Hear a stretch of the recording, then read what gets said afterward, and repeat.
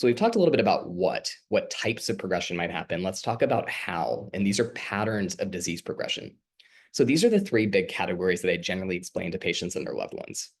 The first is CNS progression, or progression in the brain.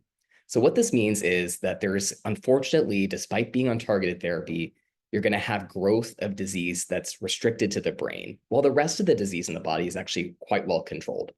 If that's the case, and you can see in this figure here, you may have an opportunity to still continue your targeted therapy and then call in our colleagues in radiation oncology to radiate that concerning brain lesion and stay on the same treatment. So we'll hear more about this in the next session, but this is a little bit of a teaser.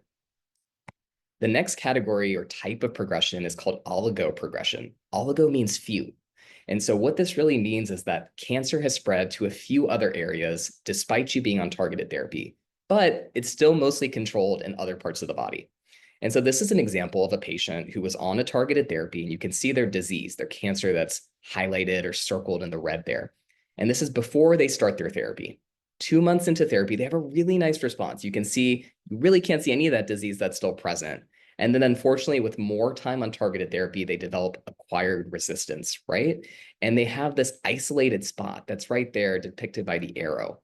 This is another opportunity to consider calling in our colleagues in radiation oncology to radiate it and potentially continue on the same targeted therapy. So stay tuned, we'll talk more about that. And then finally, the third type of pattern of disease progression that I explained to patients is called widespread progression.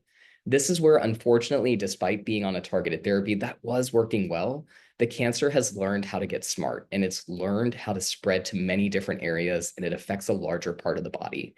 And so in this example here, this is looking at the lungs of a patient, and you can see that there's a lot of this patchiness on both sides. And so unfortunately, the disease is growing, and it's growing in a widespread manner.